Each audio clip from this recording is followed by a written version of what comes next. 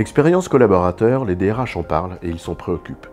Les collaborateurs, comme les managers, eux, la vivent parce que c'est leur quotidien. Et de ce quotidien dont ils font l'expérience, eh bien, ils se font une idée, une image, une représentation de ce qu'est l'entreprise, sa culture, ses valeurs, son projet, mais aussi de la direction des ressources humaines.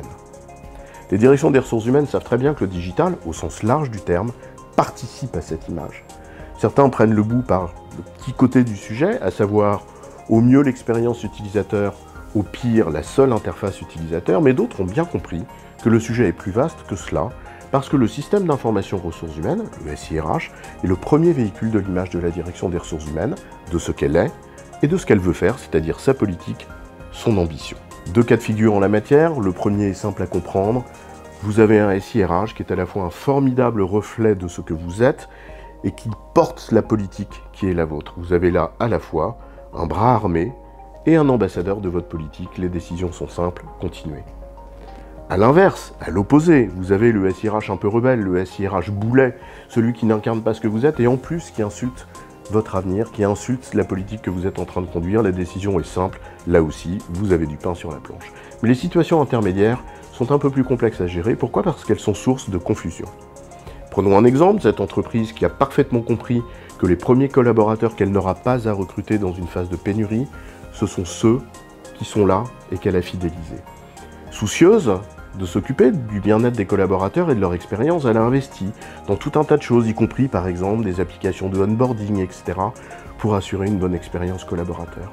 Mais les mêmes collaborateurs, une fois rentrés dans l'entreprise et qui font précisément l'expérience du quotidien, se rendent compte que la réalité est tout autre et que c'est difficile de déposer ses congés, c'est difficile d'essayer de consulter ce que sont ses soldes, même se faire rembourser des notes de frais, c'est un véritable parcours du combattant avec des applications obsolètes. Quelle image les collaborateurs vont-ils se faire de la DRH au travers de ces applications ?